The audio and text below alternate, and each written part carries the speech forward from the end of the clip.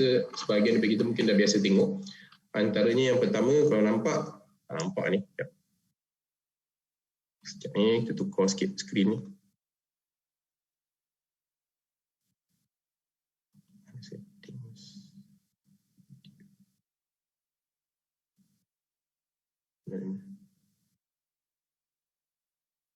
Okey, ni nampak sikit. Okey, ini adalah contoh mobile spirometry yang kita adalah handheld. So kalau tengok dekat sini, ni dia punya wire itu. Biasanya benda ni akan connect kepada komputer. Okay, ada certain provider yang mungkin dia bagi sekali dengan komputer. Pun ada. Tengoklah harga berapa yang dia boleh offer. Okay. So ni antara contohnya. Kalau tengok dekat depan ni, ni adalah tempat di mana kita masukkan mouthpiece lah. Mouthpiece ni kebiasaannya yang ada yang jenis yang cupboard ni.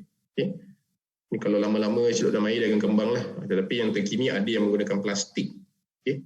Katanya lebih murah dan kita boleh pakai banyak kali sebab boleh basuh. Tapi jaranglah digunakan oleh orang sekarang. Okay. So this is the mouthpiece yang kita pakai. Ini pakai buang. Setiap seorang pakai satu lah. Janganlah seorang kongsi banyak-banyak. Dan dia boleh connect terus lah ke dalam ni. Okay. Yang ni dia tak. Yang ni bukan yang fit dia punya, ni parametri lain punya. Okay. So sepatutnya ini akan disumbatkan ke sini. Okay. Dan dia akan tiup melalui sini. Okay. Dalam lubang ni. Okay. So belakang ni ada kipas dia lah. Okay. So kalau kata kita nak cuci benda ni, yang macam contoh benda ni dia boleh buka. Okay. Ni kita boleh buka benda ni. Okay. So yang kipas ni lah kita akan basuh menggunakan, kalau ikut arahan yang daripada, dia ada setiap daripada kita spirometry tu adalah arahan cara untuk kita basuh spiro tu. Okay. Macam ni contohnya, apa yang dibuat adalah dia beritahu kita just celup je dalam air suam ataupun yang letak sabun sikit dan kita jemur dia. Okay. Dan di sekeliling dia pun kalau boleh kita basuh. Okay. So itu untuk basuhan menjaga dari segi kualiti lah. Okay. So biasanya yang akan digunakan sama ada direct macam ni, okay, di mana dari segi infection control tu mungkin kena kerap membasuh sikit lah. Okay. Ataupun salah satu cara lagi adalah kita pakai filter.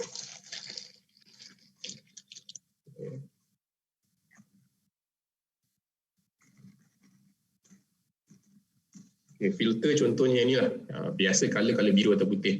Dalam filter ni kalau tengok dia ada satu lapisan fiber ni di mana digunakan sebagai so-called penapis.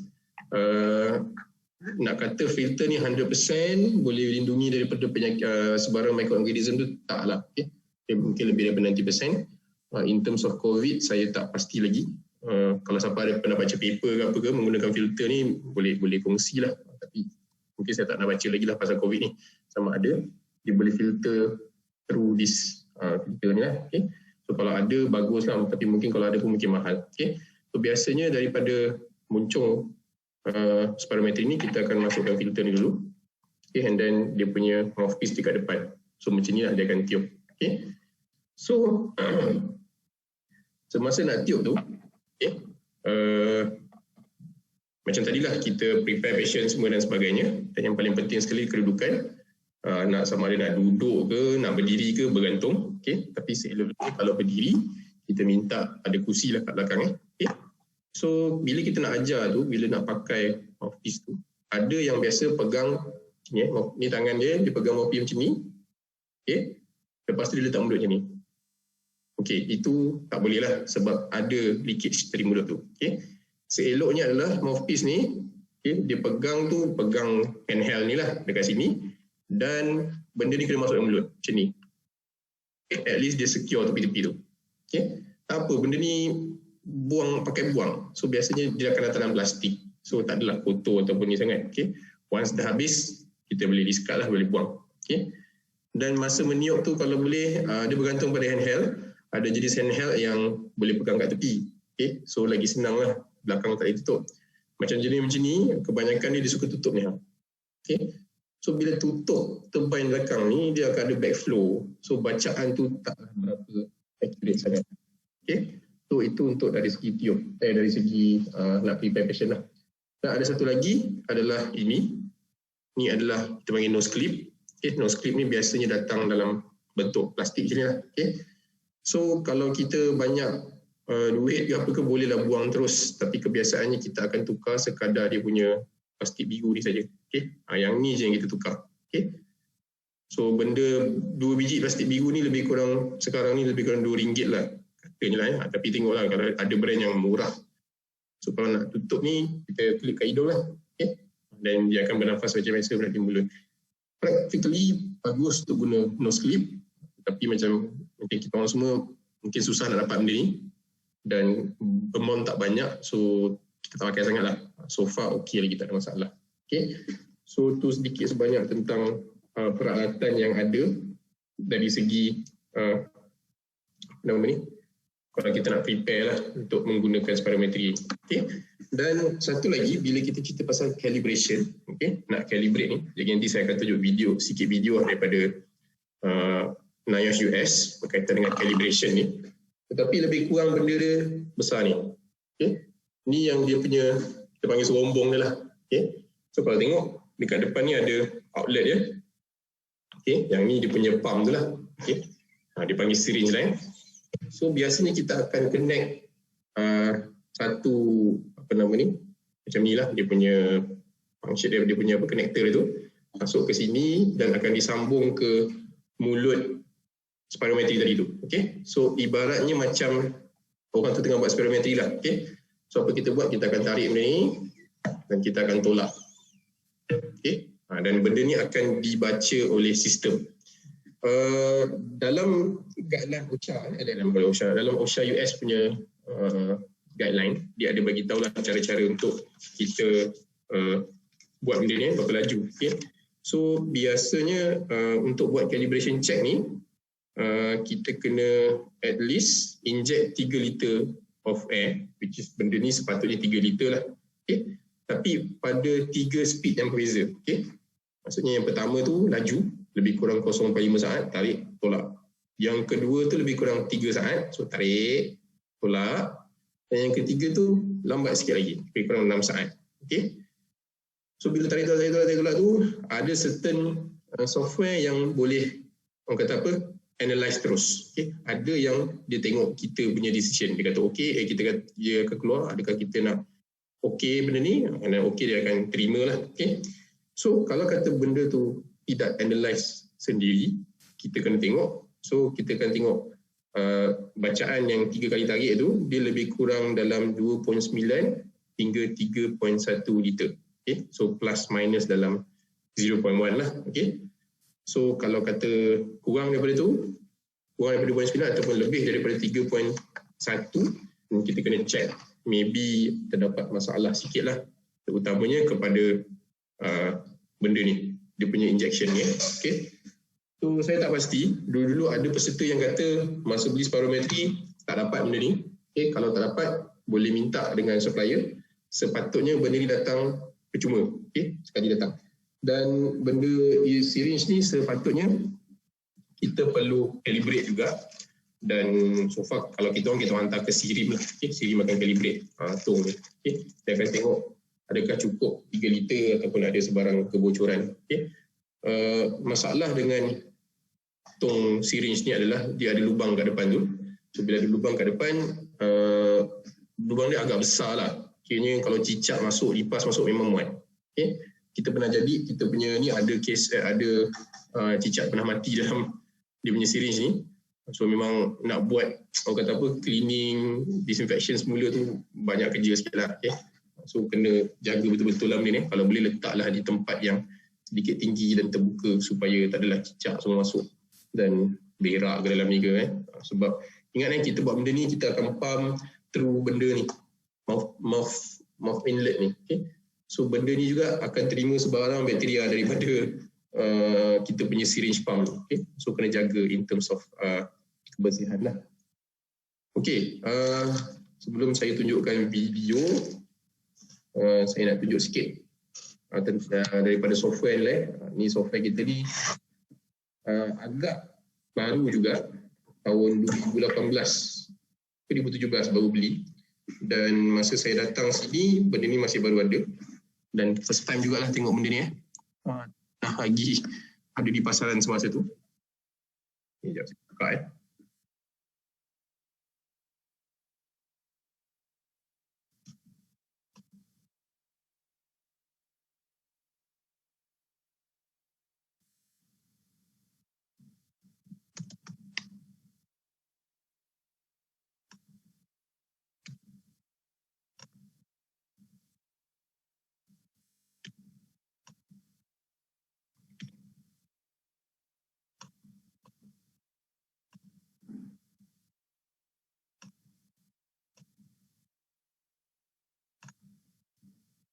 Okey, kalau boleh nampak ni kita panggil sebagai Cosmet Omnia lah. Antara software yang diberikan dengan beli bila kita beli yang micro-quark Cosmet punya Spiro ni. Okay. So dekat sini ada satu mode berkaitan dengan calibration. Okay. Kalau tengok sini ada flow meter calibration. Dekat sini lah. Kalau tengok sini menggunakan software ni kita sekadar tekan start dekat tepi ni dan kita pump dia selagi laju yang kita nak. Okay. So nanti dia akan nampak lah flow naik turun semua. And ekstranya menggunakan software ni dia automatically calibrate apa benda yang kita pump. Okay. So kalau kata dia check, analyze tak okey dan dia akan suruh buat balik lah. Okay. Dan biasanya dia akan beritahu sama ada benda ni lulus ataupun tidak. Okay. Ni senang. Kalau spirometry kita yang lama, dia kena buat sendiri semua. Maksudnya kita pump semua tu, dia akan keluar bacaan. Even kelajuan pun kita kena maintain. Kalau tak kena dengan kelajuan 2-3 saat tu nanti dia akan bising lah. Tapi at the end tu kita kena analyse sendiri dan tekan OK. Bergantunglah, software mungkin sekarang ni lebih mudah saya rasa berbanding dengan yang dulu-dulu lah. Okay. So itu adalah untuk calibration.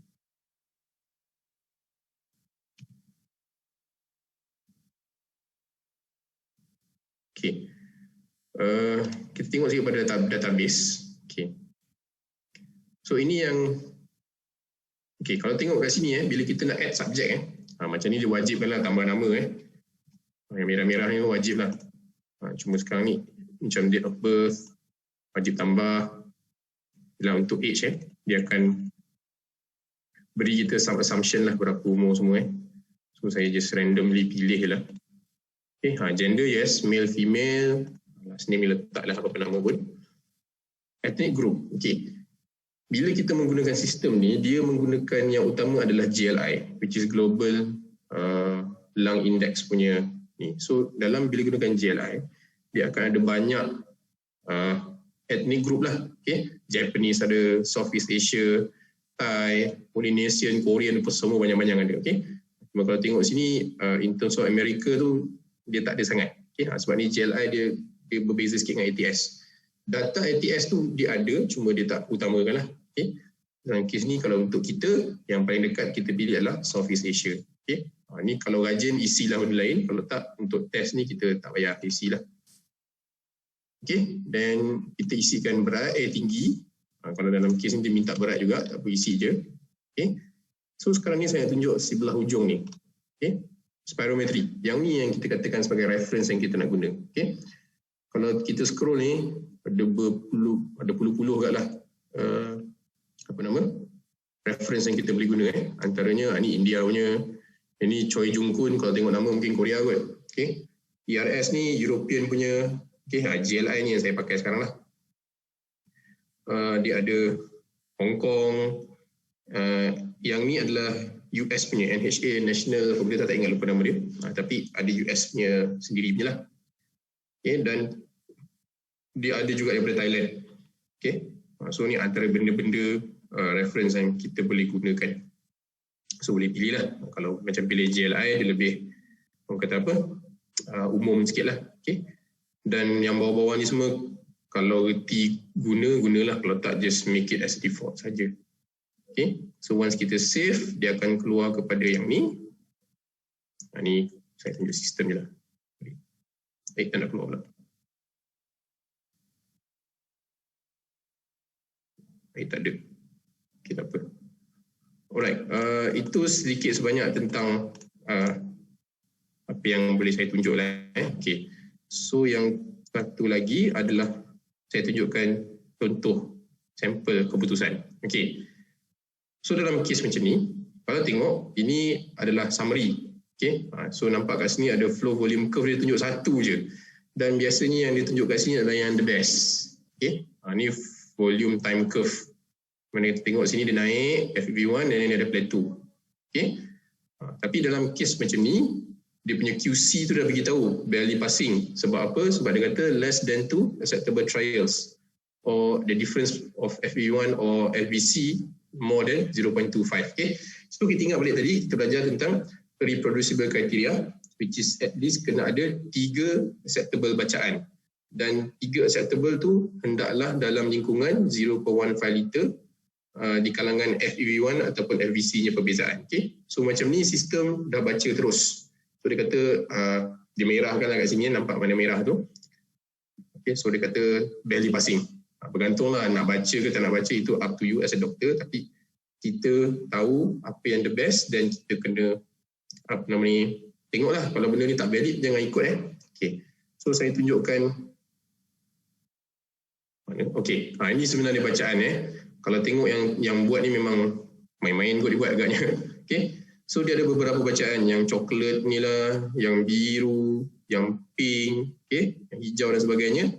Sama macam ni juga dia punya flow volume curve. Kalau tengok memang sedikit cacah merbah lah. Okay. Tapi kalau nampak kat sini, antara bacaan-bacaan ni dia tidak, kalau kita tengok macam coklat ni dengan biru kan, ada jarak yang besar. So kita boleh tahu memang antara dua ni tak boleh, kita tak boleh kata dia reproducible. Maksudnya dia tak reproduce pada level volume ataupun time yang sama. Okay. Macam ni memang nampak lah volume beza ni lebih daripada 2 liter ni. Okay. So komputer akan cari mana volume yang sama. Okay. Tapi kita sebabkan ni komputer, okay, kalau katakan dia ambil satu lagi bacaan tu cukup-cukup semua color biru, pink dengan satu lagi color kat sini, mungkin dia kata acceptable. Tapi kita tahu ada satu yang tinggi, terkeluar tinggi kan. Okay. So most probably kita punya subjek mungkin boleh cuba lagi dengan sebaiknya untuk sampai ke tahap ni. Tapi kalau kata wayar ada punya line atas ni macam nampak tak berapa betul, nampak ada macam curi nafas ke apa, kemungkinan kita kata yang atas ni invalid lah. Okay. So bukan sekadar perbezaan antara FEV1 FVC sahaja, okay, tapi dia punya shape pun kita kena tengok. Okay. Maybe boleh beritahu kita yang the first test ni ataupun yang test yang color coklat ni adalah invalid. Okay. Mungkin dia tarik nafas ke apa ke, kita tak tahu. Okay. Okay. Ni sedikit sebanyak lah. Okay. Dan kita tengok kepada okey. So dekat bawah ni, okey, ada certain spirometry yang ditunjukkan lower limit normal dengan upper limit normal dalam flow volume curve. Okey. So nanti dia akan bagi satu ruangan dekat atas ni, dia lukis dua ni. So selagi mana kita punya test ni dalam lingkungan normal limit tu, so normal. Itu lagi mudah sikit lah. So kita tahu kalau kata masa buat tu nampak lebih rendah daripada yang predicted value range tu, dan kita suruh dia tube lah sampai penat Okay. So kalau macam dalam sistem ni, dia lebih kepada dia tak tunjuk. Okay. Kalau you tube tu tak tahulah sampai ke tidak, just tube je sampai dah hujung, nanti bila dia buat summary baru keluar 3 benda ni. Okay. So kalau tengok kat sini, dia letak 2 nombor. Contoh macam FVC ni ada 2.3 dan juga 3.54. Okay. So kiranya 2.3 ni adalah lower limit normal. Okay. Dan 3.54 adalah upper limit normal. Okay. So kita rujuk ni FVC ni. Sorry. Kita tengok kepada dalam graf tepi belah kanan ni. Okay. So kalau tengok sini dia kata predicted adalah 2.91. Okay. So 2.91 untuk FVC ni adalah nilai mean kepada lower limit normal dengan upper limit normal ni. Okay. So jangan terkejut lah tiba-tiba 2.91 tak ada kat sini pun. Okay, tak. Ya, sebenarnya itu adalah nilai tengah lah kat sini. Okay.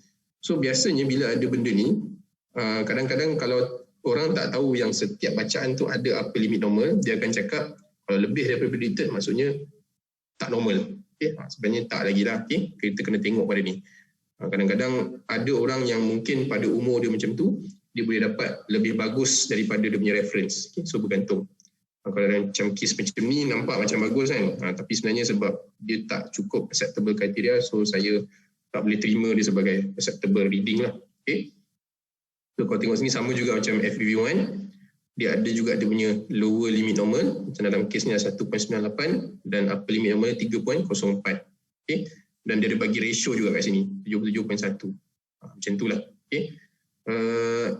Kalau tengok bacaan sebelah ni kalau saya scroll atas ni wajib lah FVC, FEV1, FEV1 over FVC. Okay. Ni biasa yang kita baca. Tapi sebabkan ni dia ada banyak lagi lah nombor-nombor ni semua. Okay. Dan ni semua sebenarnya tidak penting masa untuk spirometry, sebab dia lebih kepada, sebab software ni dia lebih kepada cardiopulmonary. Okay. Dia akan masuk stress test punya elemen, so agak ni sikit lah, agak pening sikit lah. Okay? Yang penting ada wajibnya FVC, FV1, FVC percentage. Okay? Selalunya kalau kita pergi ke tempat kerja kita buat kan, biasanya workers ni dia suka tengok lung age. Okay? Lung age dalam ni sebenarnya ada tapi dia tak dapat keluar. Okay? Itu antara benda yang diorang seronok check lah. Dia nak tengok umur dia sekarang berapa bila dia buat spirometry, berapa lung age kan, adakah lagi tua atau lagi muda. Okay? Itu sekadar seronok lah. Even kalau macam kita buat program quit smoking, ada juga yang menggunakan spirometry sebagai nak tunjuk lah sama ada you ada obstruktif, you ada normal ke tidak, dan satu lagi dia try to compare your age dengan your lung age. Okay?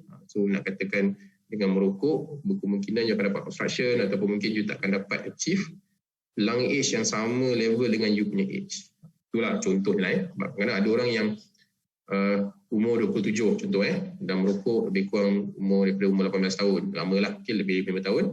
So bila dia buat spirometry mungkin ada mild restrictive, okay? Dan lung age dia tunjuk dia umur 40 lebih contohnya. Okay?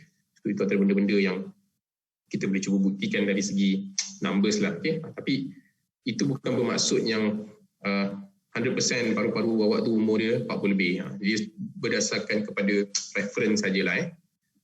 Okay. Itu sedikit sebanyak pasal bacaan yang ada. So daripada sinilah kita akan interpret, dan kadang-kadang dekat sini kita ada operator QC, okay, tested position, bergantunglah mana-mana yang kita rasa penting untuk dimasukkan dan kita masukkan. Okay. So kejap lagi nanti kita akan tengok sedikit beberapa beberapa contoh yang kita boleh gunakan. Kita akan buat exercise sikit lah untuk interpret. Minta maaf tak dapat nak buat interpret banyak-banyak sebab komputer saya ni data tak banyak. Komputer orang lain data banyak sikit lah. Okay, tapi tak apa. Alright. Tutup ni sekejap. Okay. Kita beralih kepada tengok video. Okay. Video. Okay, video ni daripada NIOSH. Kalau nak tengok sekali lagi video ni boleh tengok search je Spirometry NIOSH, dia akan tunjuklah dekat bahagian training ni. Okay. So sebenarnya NIOSH ada satu very good training program lah, okay, di mana dia memang train dia punya spirometry personnel. Okay. Malaysia kita belum ada lagi, as long as Urity buat dia kata okey lah, okay, asalkan bacaan tu bagus. Okay. So far kita tengok dari segi apakah spirometry punya equipment. Boleh nampak video ni?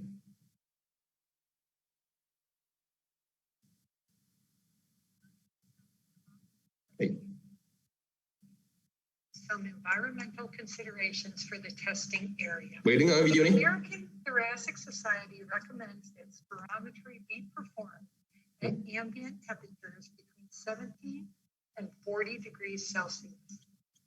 That's between 63 and 104 degrees Fahrenheit. Testing performed outside of these ranges may cause inaccurate reporting of the worker's results. Spirometer performance standards are published by the American Thoracic Society and the European Respiratory Society, ATS-ERS, in their standardization of spirometry guidelines. These standards are important for reducing measurement variability and improving the accuracy of spirometry measurements. Spirometers should meet or exceed specifications outlined in this document. A free copy of the ATS-ERS guidelines is available for download on the American Thoracic Society website. The American College of Occupational and Environmental Medicine reiterated the ATS recommendations and recommended additional features for spirometers used in the occupational setting. Every spirometer model should be validated by independent testing prior to manufacturer distribution. This testing uses a waveform generator to produce 24 different simulated spirometry waveforms. You can obtain this certification from the spirometer manufacturer. Spirometry systems need to provide real-time graphical displays for use by the technician during the test.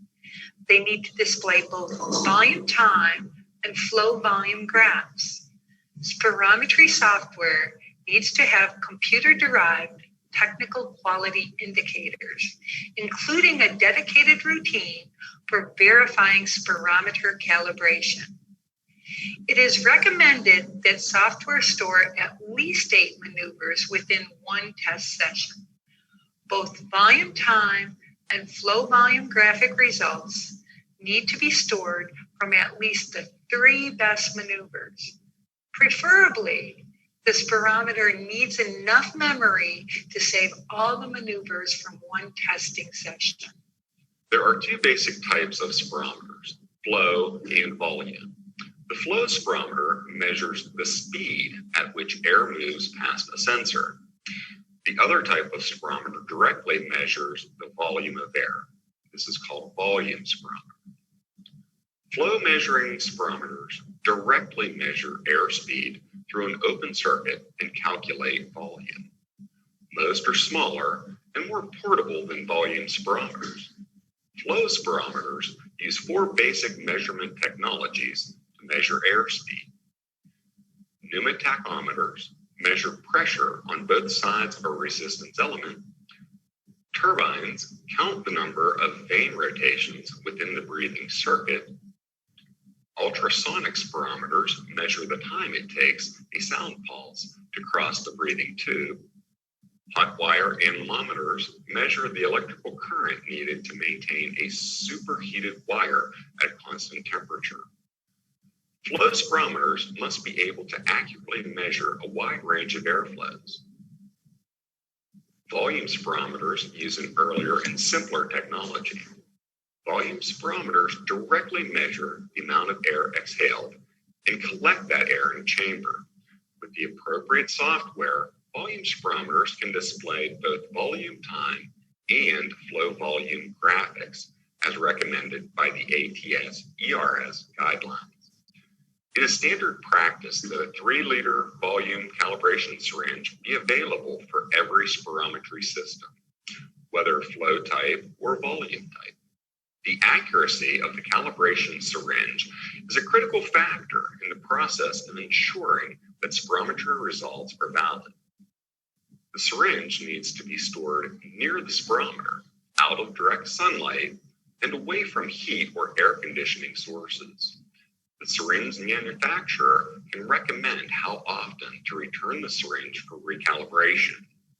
If there is no recommendation from the manufacturer, then the calibration syringe can be recalibrated every 1 to 3 years. If the adjustable ring stops along the plunger are loose or have been moved, or if the syringe is visibly damaged, it must be considered out of service until it is recalibrated by the manufacturer. Air in the lungs is at a different temperature than the exhaled air measured by a spirometer.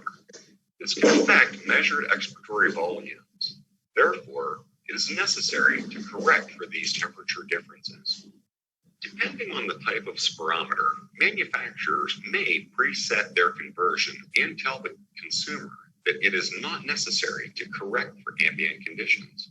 Regardless, NIOSH strongly recommends that ambient temperature and pressure be entered and reported during spirometry testing.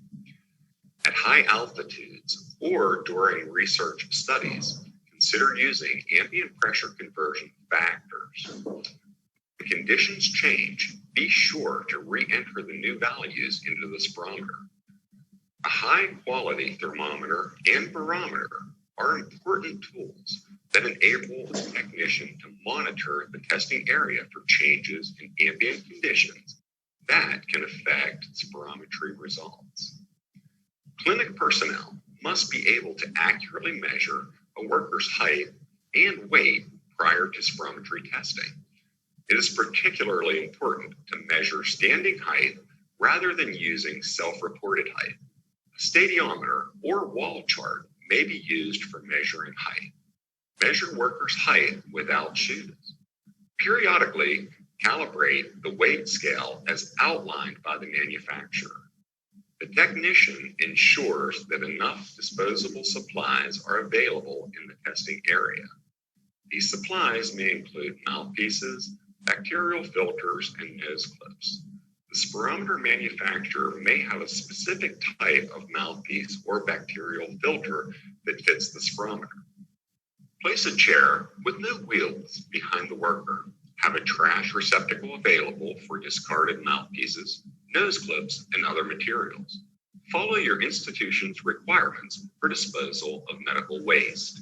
In our next module, you will learn how spirometry equipment is calibrated and how to troubleshoot when equipment fails a calibration check.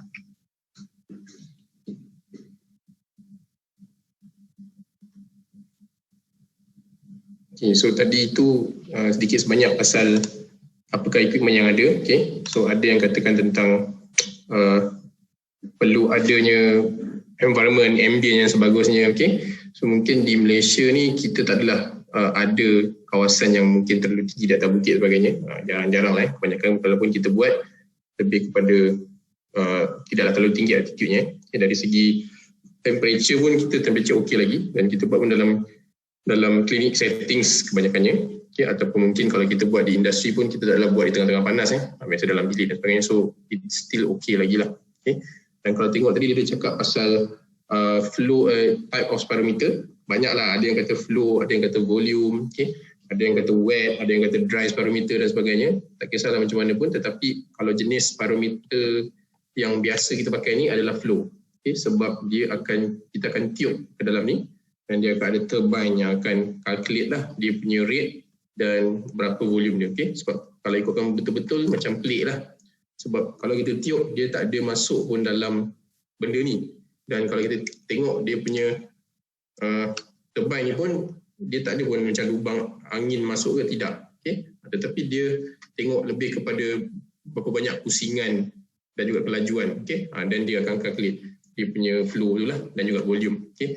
Nak cerita fizik tu saya tak bergerti sangat lah, okay? Tapi macam tu lebih kurang. Kalau macam volume tu dia tengok betul-betul berapa volume yang diambil. Volume tu lebih besar sikit mesin ni. Kalau tengok macam tadi, dia kedabak. Kadang-kadang di hospital yang lama, memang kita boleh jumpa lagi lah yang volume type of spirometry. Dia macam ada satu tong nak isi angin tu semua tu, dan dia akan buat bacaan dari situ.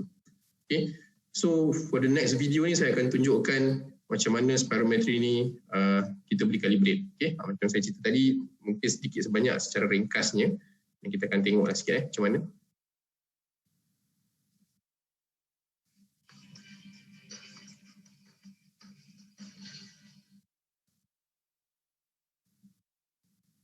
Daily calibration checks are extremely important. Technicians perform calibration checks to ensure the spirometer is able to accurately and consistently measure correct volumes at different flows. There are different types of calibration checks depending on the type of spirometer being used. Calibration checks help the technician identify faulty sensors, hardware, electronic circuits, or software. If a spirometer does not pass a calibration check, it should be removed from service until all problems are fixed. Do not perform spirometry with a spirometer that does not pass a daily calibration check. Ensuring that the spirometer system is functioning properly is one of the most important tasks for the technician. A proper calibration check procedure is required and must be maintained within quality assurance records. In the occupational setting, calibration check records should be retained for the length of time the medical record is kept. OSHA requires that medical records be kept for 30 years after termination of a worker's employment. However, technicians should check with the healthcare provider for the record retention rules of their organization. Calibration checks for volume accuracy should be performed on both flow and volume type spirometers each day of testing. A 3-liter syringe is used to check spirometer volumes. The technician should check the syringe for leaks and damage each day of testing. Visually inspect the outside of the syringe, including the ends, for cracks, excessive wear, or other damage. If the plunger has a stop ring, Check to make sure it is not loose and has not been moved. To check the syringe for a leak, ensure the outlet is open and withdraw the plunger to fill the syringe with room air. You should hear a soft click that indicates the piston is completely extended. Watch as our technician performs a leak check on a spirometer calibration syringe.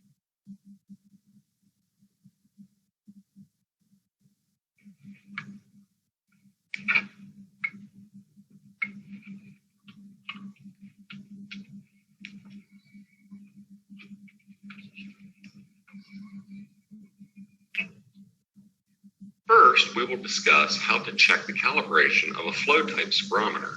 To perform a calibration check on a flow type spirometer, begin by looking at the manufacturer's instructions for your spirometer model.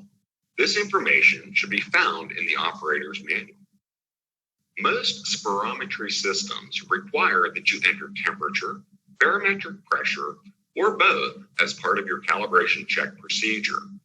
Some systems may also direct the technician to enter relative humidity. The technician must confirm the accuracy of these measurements. Do not use the spirometer's default settings for ambient conditions. After performing the syringe leak check and entering the ambient conditions, it is now time to perform the calibration check on your flow spirometer. Select Calibration Check from the spirometer menu. Flush the syringe a few times with room air. Then, as directed, check the calibration using the syringe to inject air at 3 different speeds. You must empty the syringe into the spirometer once over 6 seconds, once over 3 seconds, and once over 1/2 to 1 second. To gauge your injection flow speed, you may want to count 1 1,000, 2 1,000, or 1 Mississippi, 2 Mississippi, and so on. While to gauge the speed emptying the syringe, spirometers will display calibration check results as an absolute volume, a percent difference between the measured and injected volumes, or both. If the accuracy is displayed as a volume, the measured volume for all 3 injection speeds should be between 2.90 and 3.10 liters. Volume accuracies displayed as a percent difference must be between negative 3.5% and positive 3.5%. If only one volume is not within the acceptable volume range, the calibration check will have failed. The cause of the failure should be identified and corrected before another calibration check is repeated. Spirometry testing should not proceed until the measured volume passes all 3 injection speeds. This may take several attempts. Next, we will see what steps to follow if a flow spirometer fails a calibration check.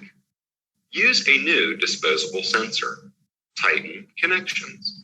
Check sensor. Check for air movement in the room. For example, a heating or air conditioning vent. Replace tubing. Check calibration syringe. Linearity checks on flow spirometers generally require 3 consecutive injections, each at different flow rates. This means 3 slow injections, 3 medium injections, and 3 fast injections. Read the operator's manual for your spirometer before you do a linearity check. This type of calibration check should be performed weekly. Volume spirometers are a little different from flow type spirometers. See specific instructions outlined in the user's guide for calibrating a volume type spirometer. If it has been used for subject testing, flush the volume spirometer before doing a syringe check. A volume spirometer must first be checked for leaks, as it should be a closed system. Only the volume type spirometer is checked for leaks. According to ATS, leaks measuring larger than 30 milliliters per minute must be repaired, since they will affect test measurements. As with flow spirometers, volume spirometer calibration checks are done every day of testing. Measured volume should be between 2.90 to 3.10 liters. This is the same as negative 3.5% to positive 3.5%. Here are the steps for performing a volume calibration check on a volume type spirometer. Volume spirometers also require linearity checks. A linearity check must be performed every 3 months. Check the operator's manual for instructions. In addition to calibration checks, biologic controls should also be performed.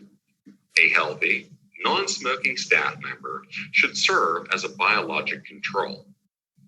These staff members should routinely perform spirometry on themselves at the same time of day to develop a baseline normal. NIOSH recommends that biologic controls be performed at least once a month or while troubleshooting equipment. Maintain a record of all maneuvers. Check your operator's manual for more information. NIOSH cannot overemphasize the importance of daily calibration checks, regardless of what spirometer model your facility uses. All of these calibration check procedures help the clinician have confidence that the lung volumes reported from spirometry testing are accurate. These calibration checks are vitally important. In the next module, you will learn how to do spirometry testing.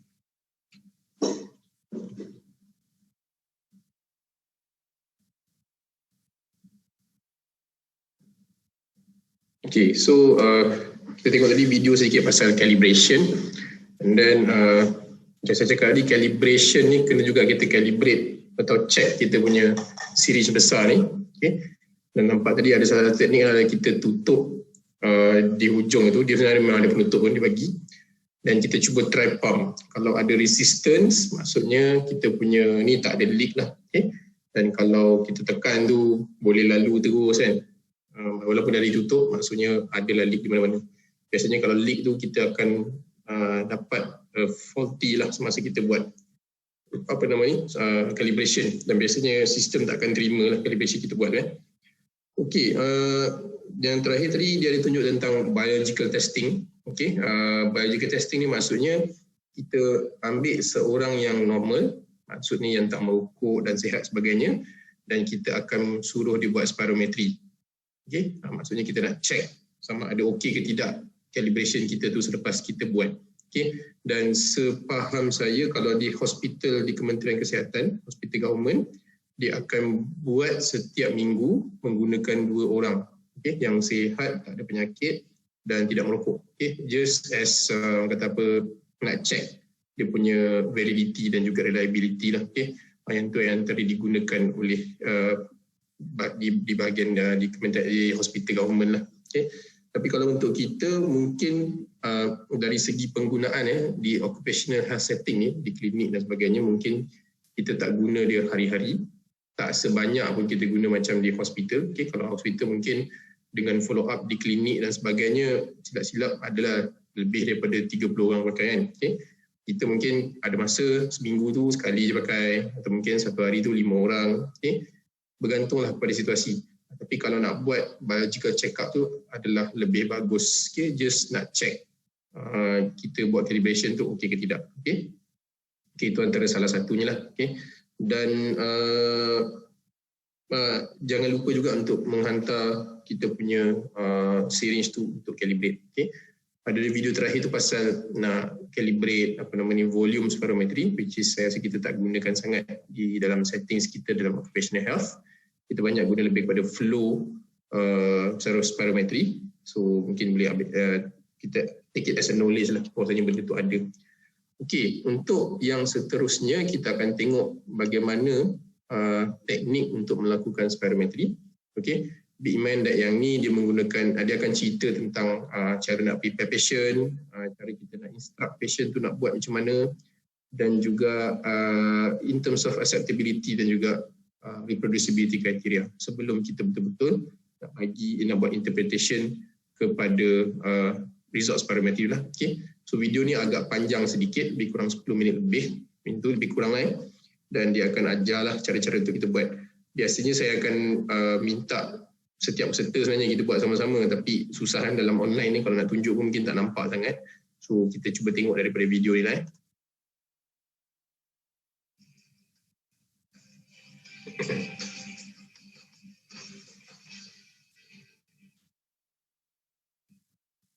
A well-trained technician is essential for obtaining accurate and precise spirometry test results.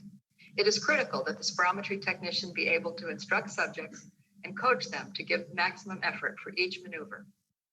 In this module, you will learn about preparing your test area, asking pre-screening questions, preparing the subject, and performing the spirometry test. These steps will help you and the worker produce the most technically accurate spirometry possible. Each organization should have established guidelines for infection control, equipment maintenance, testing protocols, and emergency procedures. Documentation and retention of quality assurance records cannot be overemphasized.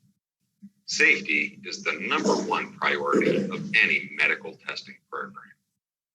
Hazards should be minimized before the worker enters the testing room. This includes proper equipment maintenance and infection control procedures. Emergency procedures should be established and supportive equipment available. All testing personnel should be trained in equipment use. Most spirometry systems used in occupational health programs require single patient use mouthpieces or filters for the breathing tubes that come in direct contact with the worker. However, spirometry equipment must still be sanitized regularly. The operator's manual should have instructions for proper cleaning. While testing, technicians should not handle used mouthpieces or contaminated equipment without gloves. Wash or sanitize your hands before advancing to the next test, or if you come in contact with contaminated equipment. Some studies suggest that standing versus sitting can have a small effect on spirometry results. Although either posture can be used, slightly larger values have been measured in the standing posture, and OSHA recommends that testing be conducted in this position. Pregnant women, obese men or women, and children should use the standing position to obtain the best results. Use a testing area free from distraction that provides privacy and confidentiality. This can be a private room, screen, or curtain. Pre-test questions are essential in order to determine if it is appropriate to conduct testing. Although spirometry is very safe, there are situations when spirometry should not be performed. Your organization should provide you with guidelines for postponing spirometry. If you have a question whether to proceed, seek the advice of the responsible healthcare professional. Let's watch as the technician asks the worker pre-screening questions. Your facility may use different criteria for postponing testing. Good morning. I'm Diana. How are you? Are you the shift foreman? Yes. Okay. Well, first thing we need to do is get some questions. Won't you have a seat, please? Have you had a cold, flu, or respiratory infection in your chest within the last 3 weeks? If the subject has had a recent respiratory infection, consider postponing the test until at least 3 weeks after the symptoms have passed, or longer if there is a lingering cough or pain. These illnesses may affect test results. Have you had any surgeries to your chest, abdomen, head, or eye, including LASIK? This includes oral and LASIK surgeries where the employee can report to work the day following this procedure. If your organization does not have post-operative guidelines, consult with your surgeon for test clearance. If the a worker has had a heart attack or stroke within the last 30 days, a clearance form from the treating physician is needed before the worker can perform spirometry. Have you coughed up any blood of an unknown origin within the last 6 weeks? The cause of hemoptysis, or coughing up blood, should be determined before performing spirometry. Hemoptysis of unknown origin is a contraindication for spirometry testing. Have you ever been told by a doctor that you have an aneurysm or a weakness in a major blood vessel? Forcefully exhaling can dramatically increase the pressure inside the head, chest, and abdomen. These increased pressures can cause an existing aneurysm to rupture and create a life-threatening situation. Workers with an untreated aneurysm should not perform spirometry. If the test is postponed, be sure to reschedule before the worker leaves the testing facility. Record the date and the reason for the postponement. Some workers use aerosolized medications to control certain medical conditions. And do you use an inhaler for your breathing? Yes. Okay. And can you pick it out on this chart for me? Looks like this one. Document both in the record and on the spirometry report the name of the medication, how often the worker takes it, and the time of the last dose. If there are no contraindications for performing spirometry, demographic information can now be recorded. What is your birth date, Gary? January 14th, 1974. And what race do you consider yourself? White. Record the worker's race and or ethnicity. And we need to get your height and weight without shoes. If you could take your hard hat off and your shoes off. Measure the worker's height and weight in stocking feet. In the following section, you will see examples of spirometry testing. We're joining the testing after all pre-test procedures have been completed. Okay, so Tyler, what we're going to do is a breathing test, and this test is going to measure how much air you can fill your lungs up with and the force and speed that you can blast it out. Before we get started, I just want to go over a couple instructions on how to do a maneuver, and we'll get the tube together for you, and we'll get you going. Okay. So I'm going to hand you this tube. Okay, and this tube will be inside this handheld device. It's very sensitive. Whenever I hand it to you, Tyler, just kind of hold it here. Don't wave it around or make any gestures with it. It's very sensitive. Okay. At this point, you'll have a nose clip on. And then I'll say, okay, Tyler, I need you to take a nice, big, deep breath, as deep as you can. Put this tube in your mouth and then blast your air through the tube. Whenever you put this in your mouth, it needs to be a good 1.5 inches between your teeth so it depresses your tongue out of the way. Use your lips to form a nice, tight seal so none of the air escapes around the sides, okay? Now, after the first second, it's going to feel like that you don't have any air left in your lungs. That is the point where I don't want you to engage the muscles in your neck and shoulders. Don't bear down. Just stay nice and tall, nice and relaxed. Keep your airway open. Okay? So it's going to look like this. You'll have a nose clip on. I'll ask you to take a nice, big, deep breath, as deep as you can. Put the tube in your mouth, blast your air through the tube, and it'll look like this. Let's discuss each part of the test. After preparing your test area, checking the calibration of your spirometer, and asking the pre-test questions, you should give a short explanation of the test. Position the subject. Be sure the subject is not directly facing you during the test. The worker should loosen or remove any tight clothing that may restrict them from taking in their deepest possible breath. Whether testing is performed in the standing or seated position, the worker must maintain an upright posture.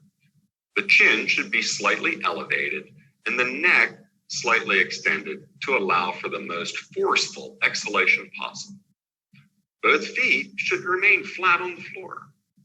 Dentures should be left in place if they are not loose. Slightly loose dentures can be left in if the worker bites lightly on the mouthpiece. It is difficult to maintain a tight lip seal around the mouthpiece without dentures. If dentures remain in place, then examine the spirograms to determine if the dentures are obstructing the worker's exhaled airflow. Both airflow obstruction and removal of dentures should be documented in the worker's chart. This section is critical to learn and practice. Technicians can't be shy about performing an enthusiastic demonstration of the test maneuver. Be sure not to directly face the subject while doing the demonstration. Notice the technician takes a big breath, takes in the largest amount of air possible. Mouthpiece placement is exact. The exhalation blast is very forceful. Don't end your demonstration too soon. The subject should see you continue to blow until empty. Too much vertical movement of a flow spirometer sensor can cause a spirometer to initiate a test prematurely or can produce zero flow errors. Warn the subject not to move the handle or mouthpiece while the machine sets zero flow or during testing. Small zero flow errors are common when using flow spirometers, and most machines will not recognize them. These errors can be difficult to see on test results. Later, you will learn how to find zero flow errors on curves. While setting the zero flow baseline before a test, the technician or worker should block the mouthpiece completely. If you are using a portable spirometer, ask the worker to hold it so that fingers do not extend over the outlet of the breathing tube. Make sure we don't block the back of that tube. Even partial blockages can affect the measurements and calculated test values. Coaching should be enthusiastic during the entire maneuver. Do not shout at the worker. This may cause the person to become uncooperative. Your encouragement shows the worker that each prompt you give is important. And blast it out. Keep going, keep going, keep going, keep going. You're doing great. Keep going, a little bit more. Keep going, keep going. You're doing an excellent job. You're almost there. Just a little bit more. Keep going, keep going. Studies have shown that active coaching during both inhalation and exhalation help people to give a maximal effort. Watch the worker and time your instructions according to where he or she is in the sequence. If the worker is going too slowly, try to speed them up with your instruction. Ensure the worker inhales fully, gets the mouthpiece in the correct position, and blasts fast and hard without hesitating. Actively coach throughout the maneuver. Continue to coach until the volume times spirogram becomes flat and no more air is being exhaled.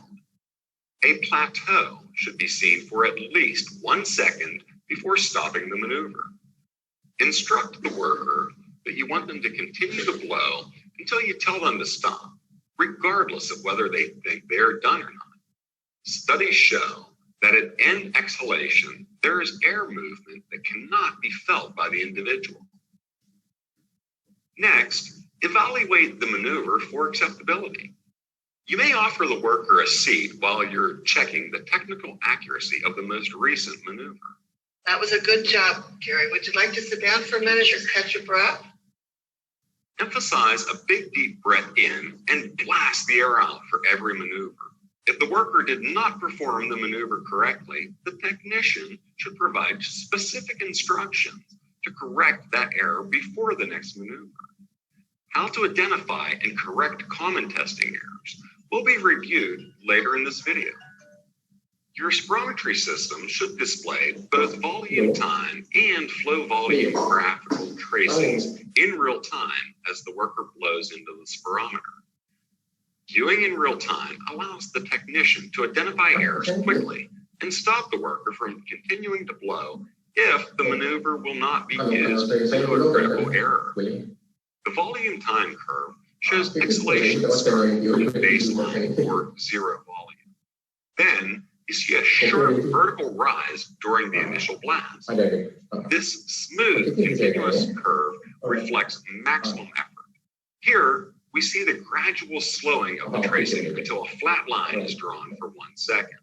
The flat line is referred to as the plateau and shows that the worker has reached complete exhalation. The volume time curve allows the technician to evaluate the end of test. The flow volume curve is used to determine the force of the worker's initial effort and shows details about the beginning of the test. The worker's initial hard blast is seen as a sharp rise close to the vertical axis, ending with a sharp peak. This tracing from a normal, healthy worker returns to the baseline and draws a triangular shape. Each curve gives us information about the acceptability of the maneuver. Use the flow volume curve to evaluate the worker's initial blast and any technical problems early in the maneuver. As the maneuver progresses, continue to look at the worker and at the volume time graph for errors that may affect the middle portion of the test. The volume time graph is also used to evaluate if the worker is able to reach a plateau and can stop blowing out. Spirometer software may also alert the technician that a plateau has been reached. Study these curves from a normal, healthy worker. Use them as a model to check other tracings that may include technical errors or from workers with respiratory impairments. Recognition of changes in the shapes of these two curves will alert you to correct the worker's technique. Also, if these curves appear abnormal, the worker may need additional rest between maneuvers. It is important for all healthcare professionals who perform or interpret spirometry to familiarize themselves with technical errors that occur during testing. These errors can lead to inaccurate test results, resulting in unnecessary medical treatment, anxiety, and even work limitations like inability to use a respirator. It is critical that the technician recognize common errors to provide specific corrective action before test interpretation. Spirometry technicians must learn to recognize the shapes of unacceptable curves and use their error recognition to stop maneuvers that will not give accurate results. The spirometer system software is not a substitute for understanding the various errors and corrective actions needed. Many spirometers do not check for all types of testing errors. We just looked at normal curves for flow volume and volume time. Next, you will learn how to check each of the curves for errors.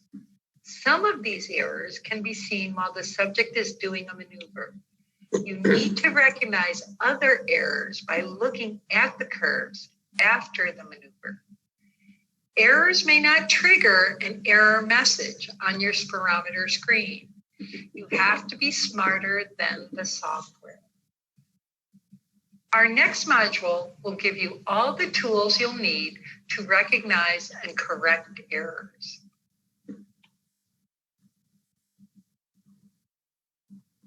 Okey, so video tadi sikit sebanyak terangkan pasal cara kita nak buat spirometry. Kalau betul-betul kita buat dengan ada checklist dan sebagainya tu, kita akan nampak yang spirometry ni bukannya proses yang 10 minit boleh siap. Okay. So dia ada banyak benda, tetapi kadang-kadang kita boleh juga try to speed up things. Okay. Mungkin kita boleh tanya dengan cepat dan sebagainya lah. Kalau tanya sikit-sikit, semua tu mungkin akan ambil masa sikit. Especially spirometry ni akan ambil masa kita nak instruct the subject tu satu, dan satu lagi semasa buat tu lah. Okay. Sebab tak semua subjek boleh melakukan on the dot the best. Okay. Dia akan buat tak betul dan sebagainya, tak jadi, terbatuk dan sebagainya. So kita kena ambil kira benda semua. Masa penting. Kadang-kadang kita kena tengok jugalah kalau ramai apa semua tu, orang nak tunggu lama, nanti kita dah kata tutup sebab lama sangat dan sebagainya. Okay. Itu antara benda penting yang kita kena ambil kira lah. Okay. Dan kalau kita tengok dalam video tadi, dia lebih juga tunjukkan yang walaupun kita berdiri ataupun duduk, posisi semasa kita buat spirometry tu, apa yang penting adalah kita maintain kita punya posture, which is kena straight lah belakang, dan juga elevated chin, dan kita tiup tu dia kena straight neck. Okay? Itu antara benda yang kita boleh amalkan untuk kita dapatkan teknik dan juga ni yang sebetulnya lah. Okay? Dan dia juga banyak berkata tentang in terms of infection control. Infection control kat sini kita nampak bagaimana dia beritahu yang kalau masa kita buat tu pun kalau boleh kita pakai glove, okay? Because this is a medical punya procedure. Kita tak tahu apa kontak kita dengan apa yang kita dapat lah daripada kita instruct kita punya subjek tu. Berkemungkinan dia boleh bawa datang juga sebarang mikroorganism daripada badan dia, di mana dia akan sentuh benda-benda lah. Dan kalau kita tengok di zaman COVID-19 ni pun, apa yang kita nak elakkan adalah sentuhan direct contact daripada orang perseorangan ke orang lain. So itu antara sebabnya kita kena betul-betul jaga in terms of infection control bagi spirometry lah. Okay? Sebab dia boleh jadi sebagai satu medium merebaknya penyakit jugalah. Ya, itu kena hati-hati sikit sebab dia melibatkan tiupan direct daripada paru-paru dan sebagainya. So agak ni sikit lah, agak berisiko tinggi sikit lah kalau especially semasa zaman-zaman kita tengah masih lagi berusaha untuk menurunkan kes COVID di dunia ni kan. Okay, dan saya tunjukkan last video satu lagi berkaitan dengan spirovalidity. Sekejap okay, ni mungkin tak lama kot dia punya video, and then kita akan tengok beberapa contoh result boleh kita bincangkan, dan yang last sekali saya akan tunjukkan sedikit tentang satu guide daripada SUAM berkaitan dengan buat spirometry di kala pandemik COVID ni lah. Okay.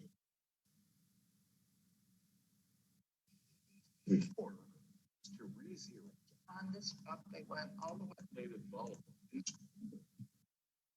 Leak. Video ni. Values. 58% predict. First is the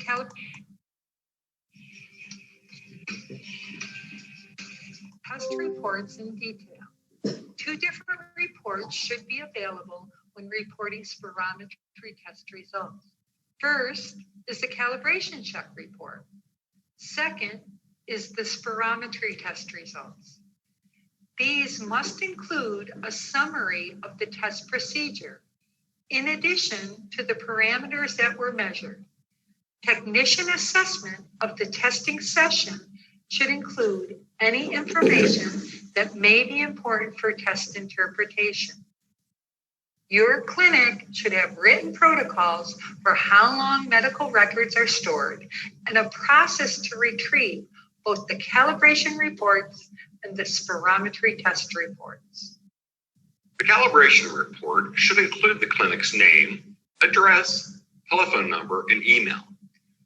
The calibration report should also include the date and time that the calibration checks were performed, a name or code number identifying the technician who performed the calibration checks, the syringe volume used for calibration, ambient testing conditions, including barometric pressure, temperature, and relative humidity, and the spirometer model and serial number. Each occupational health clinic should establish protocols and procedures for reporting that are consistent with the health and respiratory surveillance program. The following information should be included in the spirometry results report. Clinic information such as clinic name, facility ID number, city, state, zip code, county, phone number, and email. Information about the spirometer should be included in the test report. The worker's name and/or identification number, date of birth, height, sex, and race or ethnicity should be recorded. It must be stressed that subject data be entered correctly. Let's watch as our instructor shows what can happen if a technician enters incorrect subject information. Notice that this test had predicted values over here in the values box. 158% predicted. So I looked up here and I saw it was a 68-year-old female, but her height was 53 inches.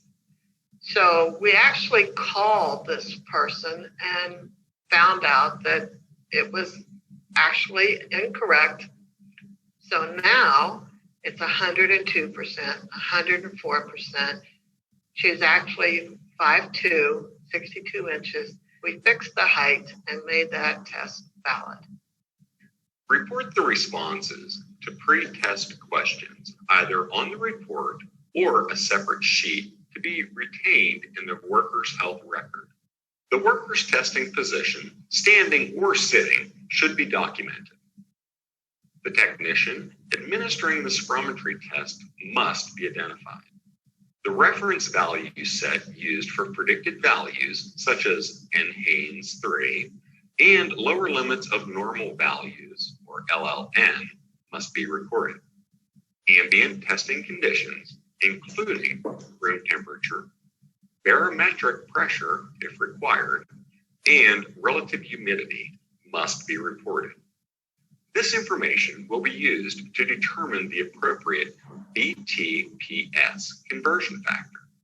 Remember, do not use spirometry factory default settings for ambient conditions.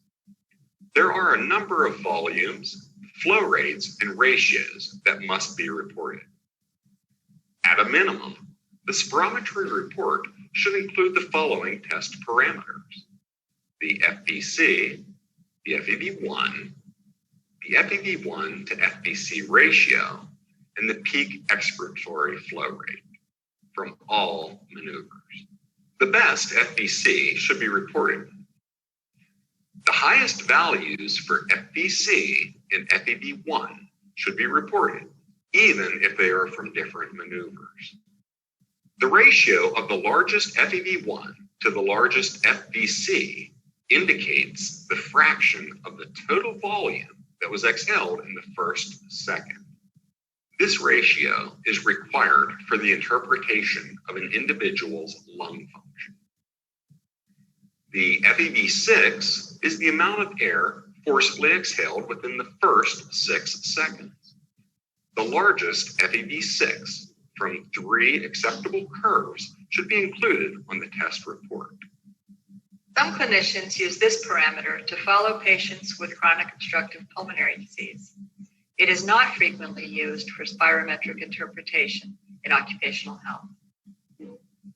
The PEF, or peak expiratory flow rate, expressed in liters per second, is the highest point on the flow volume curve. A sharp peak shows that a strong, forceful blast is completed at the beginning of exhalation. The FEF 25-75% represents the mean forced expiratory flow during the middle half of the expiratory maneuver. The FEF 25 to 75% and its normal values are variable. Since 1991, the American Thoracic Society, also called the ATS, has recommended not using this measurement. Extrapolated volume may be referred to as VEXT, BEV, or EV on the report. It is a helpful assessment that ensures that the start of test is satisfactory. This measurement will indicate if there is hesitation or a slow start. If back extrapolated volume is too large, spirometers should alert the technician. These maneuvers must be rejected. Forced expiratory time, expressed as FET, is a measure that guides the technician to access complete emptying. Extrapolated volume and forced values, age, height, race, and sex.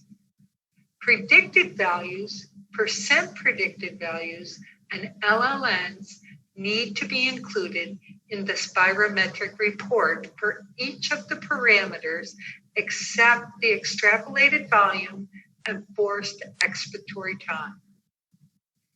The NHANES 3 spirometry values are recommended for general use in the United States.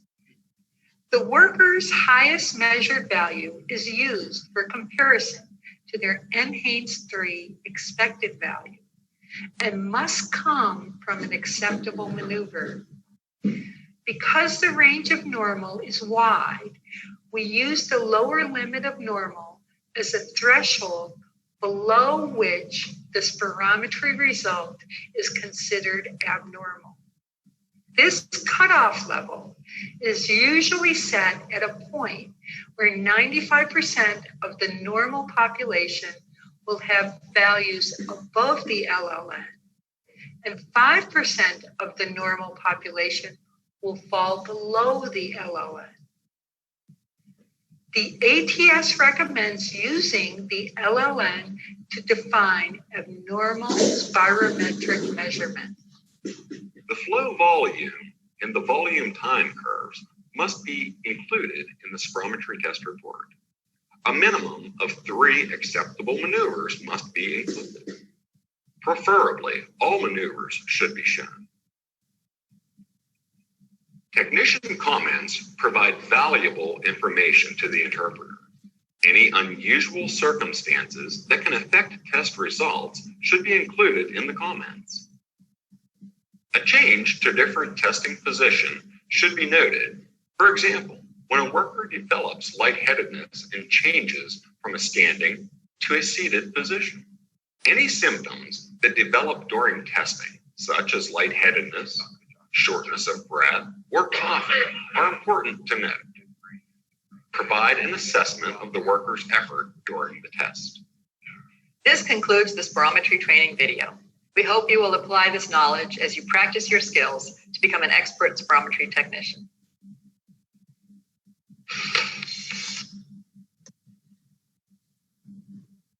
Okey, itu sedikit sebanyak tentang apa yang boleh yang diajar daripada NIOSH US punya spirometry training.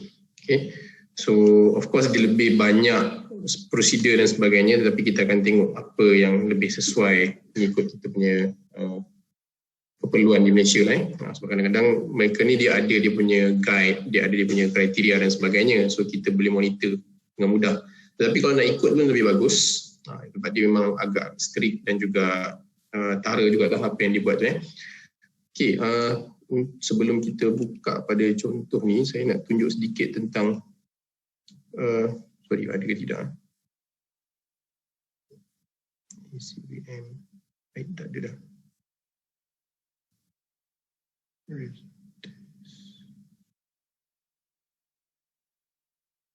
sekejap, mana pergi folder ni? Sekejap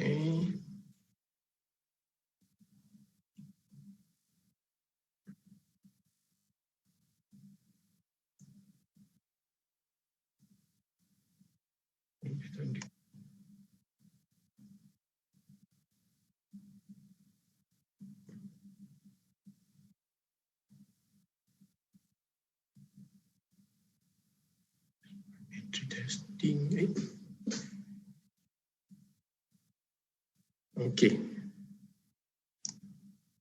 Okey, apa yang saya nak tunjuk ni adalah sedikit berkaitan dengan satu guide dokumen daripada ACOEM, American College of Occupational and Environmental Medicine.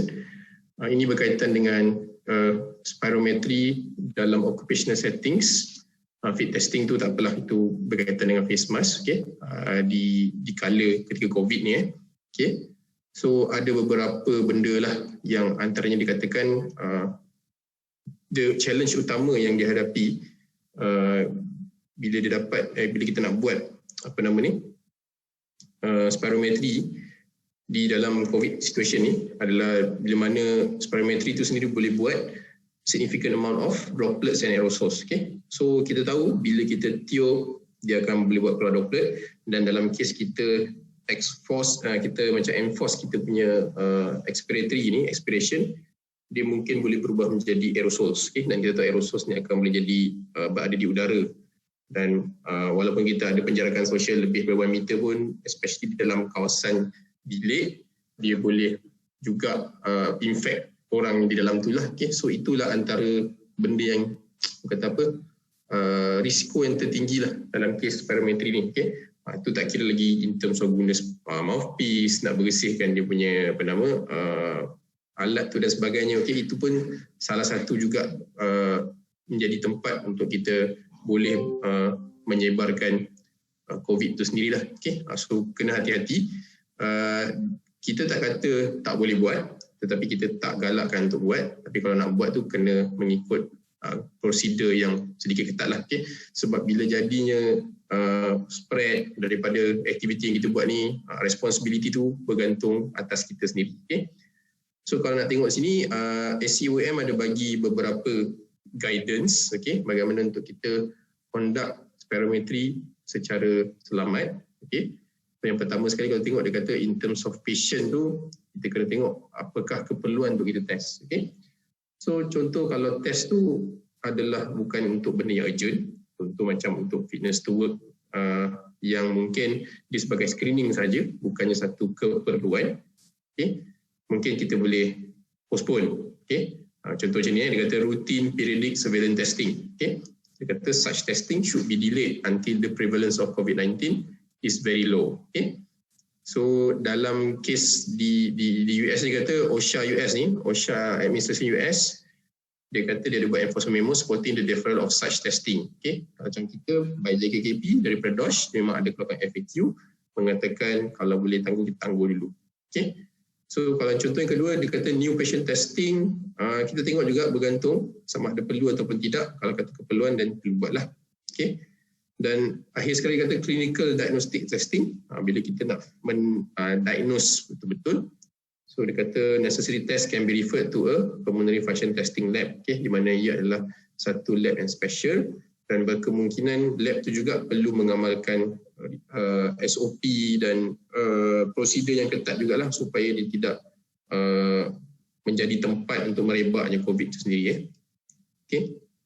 Kita dapat banyak juga soalan mengatakan sama ada tak apa ke tak buat spirometry dan adakah perlu kita tukar dengan chest x-ray ataupun mungkin tahun ni buat tunggu sikit COVID habis nanti akan datang kita buat balik.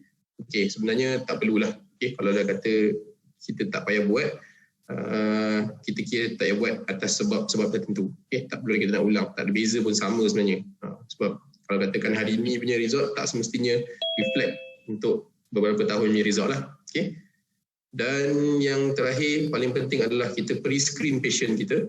Ini bukan terakhir lah, ada satu lagi kriteria adalah kita screen patient kita. Siapa yang simptomatik, siapa yang rasa macam datang daripada red zone contohnya, mungkin tak perlu buat lah kalau kata betul-betul nak buat. Okay. Alright.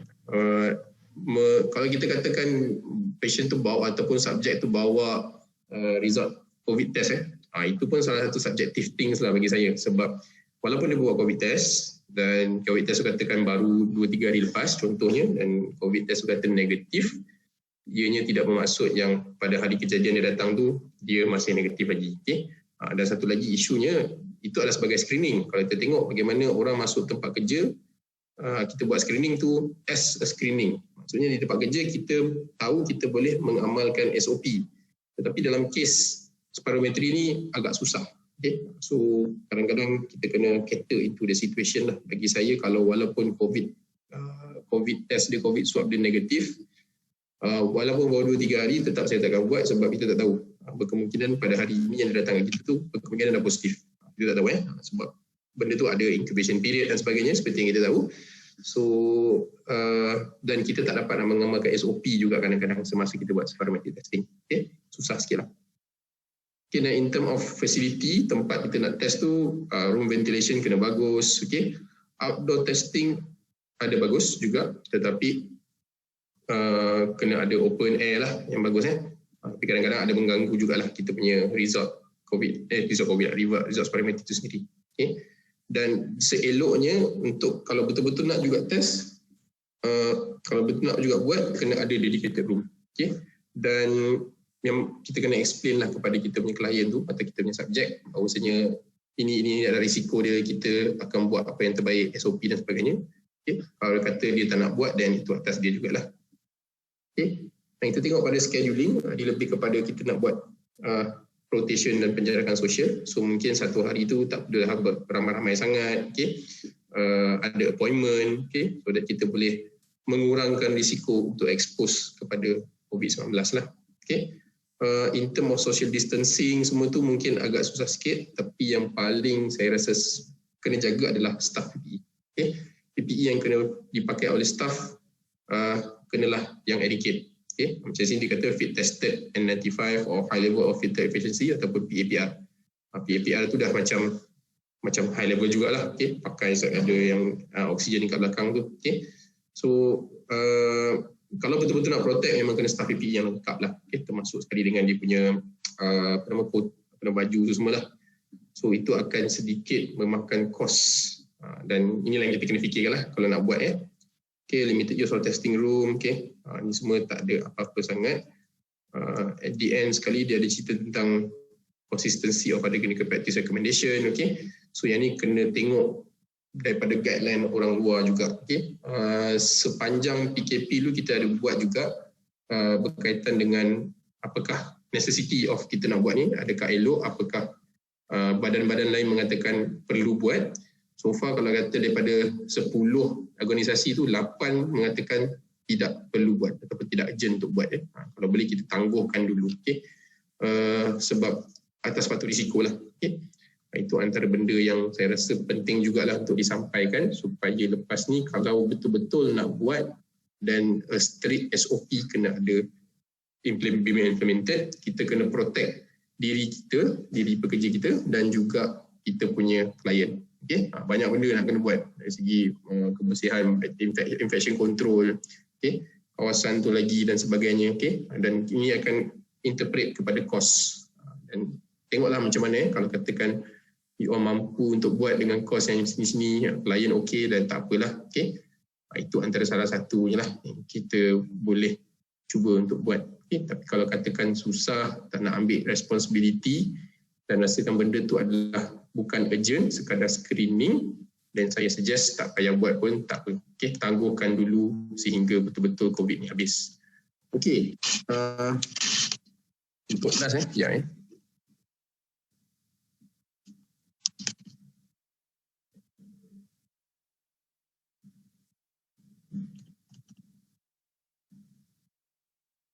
Okey, untuk yang terakhir, saya ingin menyentuh sikit tentang kita tengok sikitlah tentang keputusan beberapa contoh result audiometry, result spirometry ni. Okay.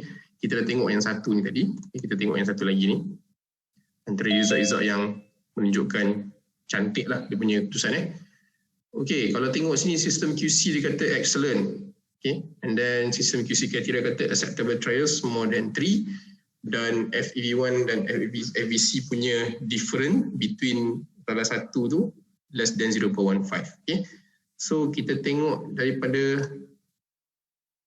chart yang banyak ni. Okay. Kalau tengok sini kita nampak dia buat 3 test dan 3 test tu menghasilkan flow volume yang agak bagus dan ianya lebih kurang sama shape dia. Okay. So ni yang kita katakan sebagai reproducible. Okay, maksudnya dia menghasilkan satu reproducible kriteria yang bagus lah. Okay.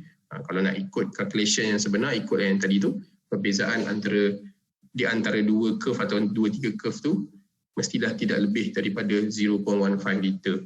Okay. Itu yang semudahnya lah. Okay. Dan kalau kita tengok pada keputusan dia, pada result dia, okay, kita ikut bagaimana cara yang paling mudah yang saya tunjukkan tadi untuk interpret. Di mana kalau tengok, kita akan tengok pada FEV1 dan FVC ratio which is kat sini 78, lebih daripada 75, and then dia predicted punya percentage pun 90 which is more than normal limit, and then kita tengok kepada dia punya FVC. Okay. Dia punya predicted value pun adalah lebih more or less dalam normal range. Okay. Dia tak adalah less than dia punya lower limit normal. Okay. Dan percentage pun agak tinggi. Okay. So dalam kes macam ni kita katakan sebagai normal spirometry. Okay.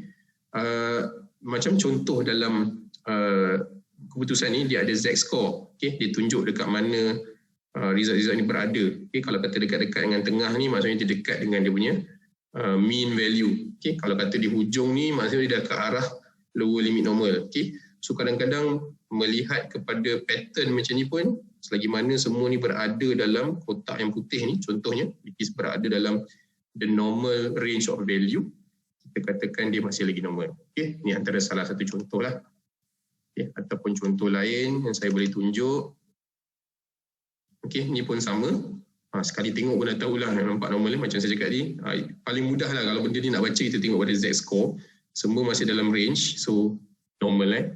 Dan kita tengok pada QC pun is excellent. Okay, acceptable criteria pun okay.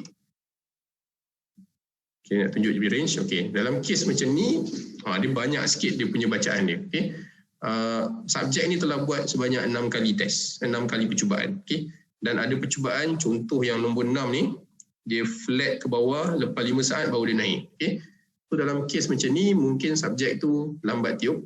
Okay, dia tarik nafas lama sangat, lepas tu dia baru nak tiup dan baru naik. Okay, so kadang-kadang nombor 6 ni kita, kalau ikut dalam sistem ni, dia akan discard lah, dia tak terima lah.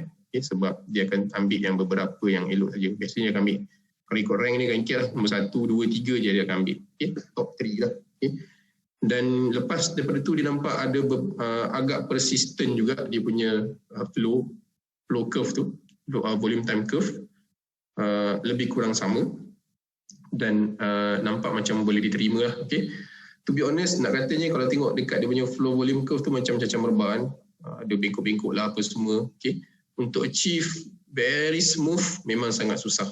Okay. Sangat-sangat susah lah. Betul-betul nak smooth sebab ada certain spirometry ni dia agak sensitif. Okay.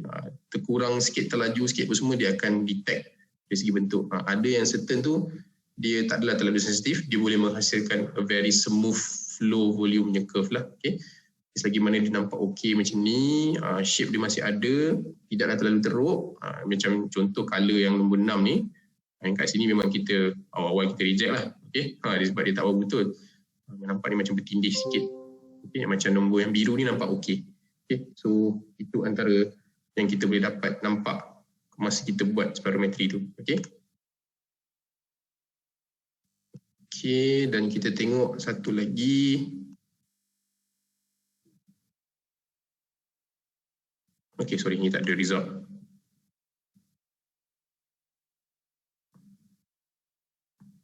Okey, result ni sebenarnya result saya sendiri masa saya buat testing kepada spirometry ni pertama kali.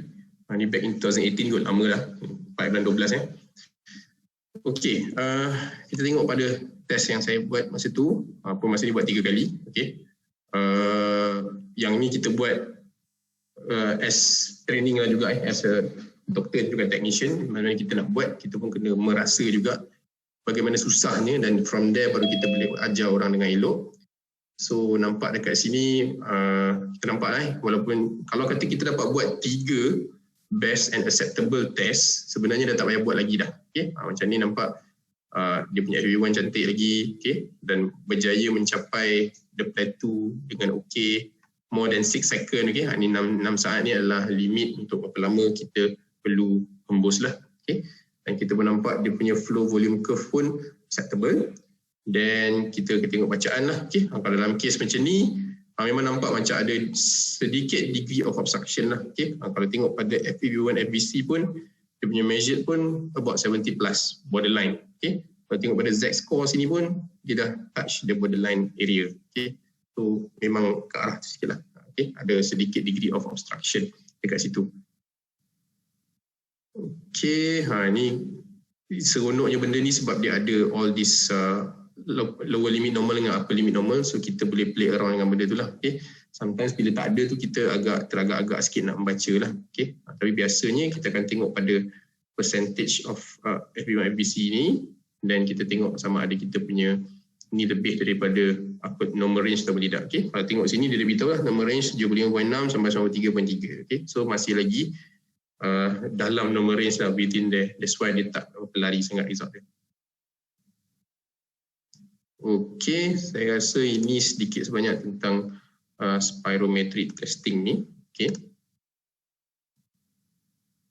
Sorry.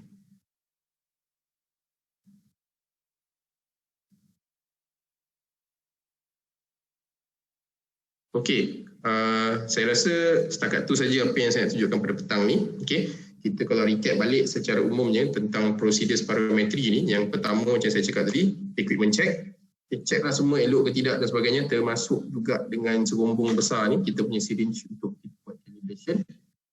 And then kita buat juga kepada calibration. Kita buatlah calibration macam seperti yang kita tunjuk tadi. Okey, calibration pun bergantung kepada software yang diberi. Okey, tengok macam mana. Macam saya punya software ni, dia punya calibration terlalu automatic. So, tidak mencabar lah. Okay? Buat 2-3 kali pun, dia suruh pump 6 kali, siap. Laju ke slow ke dia tak kisah. Okay? So, berbeza lah kalau kita betul-betul ikut yang sebenarnya kena laju, medium laju dan paling laju. Okay? Dan kita juga kena buat infection control check juga, okay? Especially di zaman COVID ni, kalau betul-betul nak buat, kena basuh semua benda. Dan kita kena check for acceptability criteria. Bagaimana acceptability tu, tengok dari segi posture, dari segi dia tiup macam mana, okay? Sebarang contraindication ada ke tidak, okay? Dan yang terakhir adalah berkaitan dengan reproducible, okay? Bagaimana saya cakap tadi, kita at least kena buat minimum 3 test yang acceptable untuk kita kata nak baca dia punya result, okay? Dan minimum 3 test tu seperti kita tahu, kenalah dia punya ni reproducible, which is antara 3 bacaan tu dia punya FEV1 dan juga FBC kena within 0.15 liter perbezaan. Okay? Itu sedikit sebanyak pasal spirometry, dan akhirnya kita boleh buat reporting, ikutlah daripada mana-mana guideline yang kita nak guna, sama ada yang susah, ada yang senang. Okay, macam saya tadi, saya suka pakai yang daripada American Family Physician punya guideline, dia punya flow chart tu sebab nampak mudah lagi dan senang kita nak bayangkan. Okay, and end up last kali everything daripada awal sampai akhir dah check, dan kita akan validate lah sebagai benda yang boleh diterima. Okay, so saya rasa setakat saja. Saya tengok sikit ada satu soalan berkaitan dengan ethnic group, Caucasian, Oriental, Chinese. Ini dapat dari mana ni sebenarnya? Okay, kalau ni saja ada pilihan dia, kalau saya lah, saya akan pilih yang paling dekat. Mungkin others tak ada, not defined lah kot. Sebab kalau South Indian lain, Japanese mungkin tak kena, Oriental mungkin belah-belah China sana. Kalau ada non-Caucasian, mungkin saya akan pilih non-Caucasian kot. Tapi macam dalam kes ni, mungkin saya pilih not defined kot. Mungkin lah. Mana yang paling dekat. Dan tu dalam Winspiro yang okey, Winspiro saya tak pernah. Sekejap sorry sekejap saya jawab telefon je.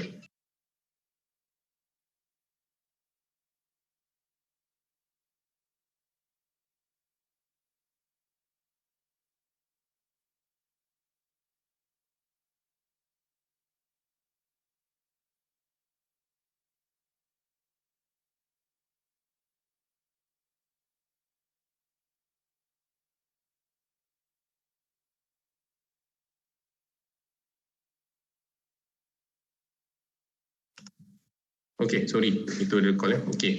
So macam saya cakap tadi, bergantung juga kepada software yang ada. To be honest, saya tak tengoklah banyak software. Yang saya tengok sebelum ni ada software yang agak lama. Dia ada 3 je, Caucasian, non-Caucasian, African. Pilih mana yang nak pilih. So terpaksalah pilih yang non-Caucasian. Ada juga lah try yang Caucasian, tapi nampak orang Malaysia ni bila kita buat tu dia semua tak normal. Mungkin orang putih punya badan kuat lagi kot. Dia ada dia punya bacaan sendiri. So non-Caucasian lah yang paling sesuai untuk itu. Okay, macam dalam ni mungkin pendapat saya lah, mungkin not defined kot. Itu yang paling dekat lah saya rasa. Ataupun boleh cuba jugalah kalau Oriental tu test-test nampak normal ke apa ke pada semua orang, then boleh jugalah nak pakai. Okay, Winspiro tak pernah try lagi. Kalau nak senang, satu lagi boleh cuba tanya dengan supplier lah, mana yang diorang mungkin ada expert yang boleh advise kita untuk menggunakan mana yang lebih sesuai. Okey, ada sebarang soalan lain untuk ditanya?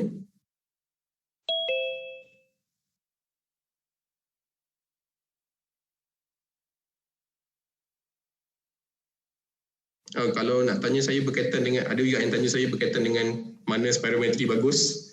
Saya tak dapat bagi tahu mana satu yang bagus kot, sebab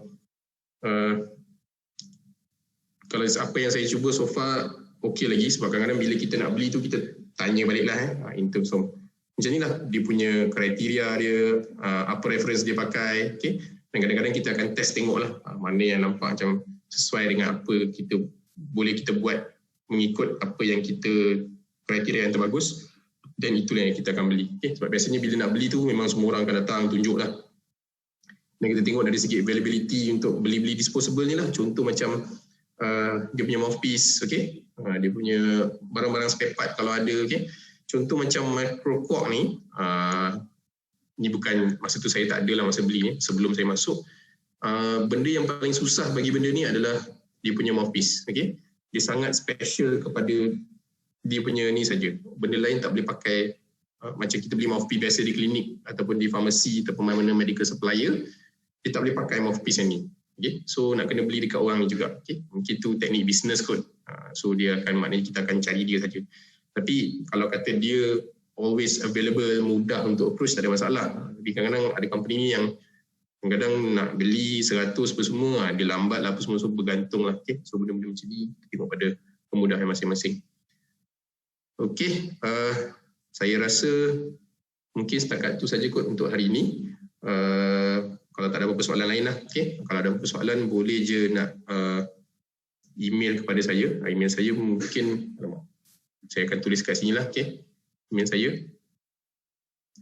So boleh email kepada saya kalau ada apa-apa soalan berkaitan dengan Spiro ataupun kita nak bincangkan tentang result apa ke, atau nak berkongsi pengalaman tentang result spirometry ataupun teknik buat spirometry semasa COVID.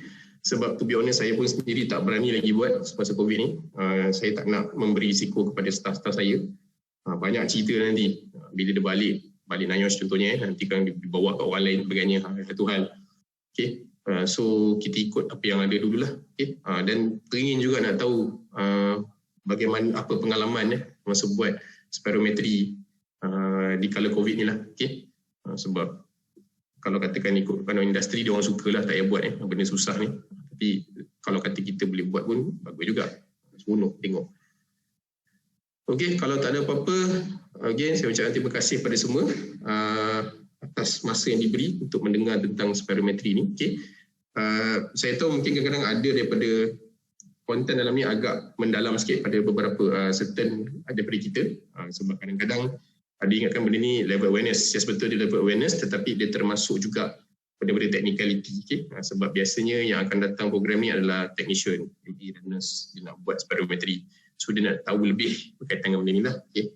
Tapi tak apa, dia lebih buatkan kita faham tentang spirometry ni, dan insyaAllah dengan apa yang kita semua belajar hari ni, kita dapat praktikkan lah. Okay?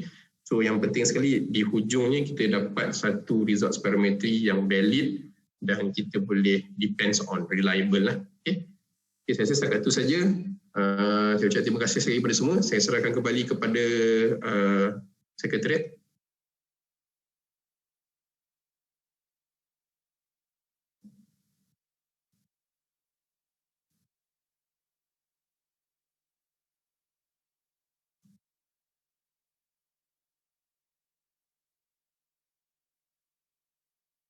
Okay.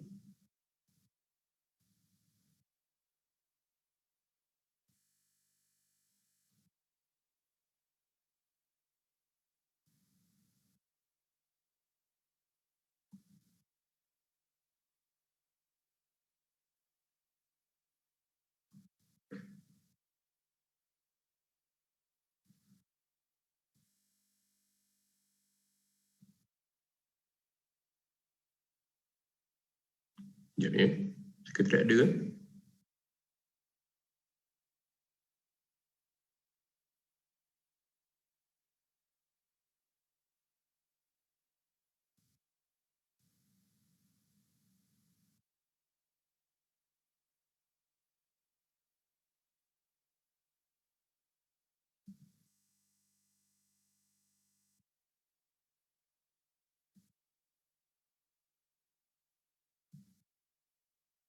Okey.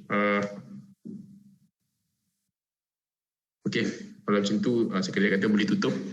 Okey, semoga jumpa lagi dengan semua. InsyaAllah saya rasa ada beberapa peserta ni kita akan jumpa balik dalam hearing loss prevention program. Okey, dan kita akan belajar dengan lebih mendalam lah pasal audiometri, hearing dan sebagainya. Okay. Dia nampak lebih mudah, nak kata mudah tu mudah, tapi sebenarnya lebih kompleks daripada lung function test ni sebenarnya. Okay. So kalau siapa nak join boleh join. The next class is pada 22 dan 23 Disember ni. InsyaAllah kita jumpa lagi. Okay. Jumpa lagi nanti. Assalamualaikum. Waalaikumsalam. Terima kasih Dr. Okay, sama. Assalamualaikum. Doktor.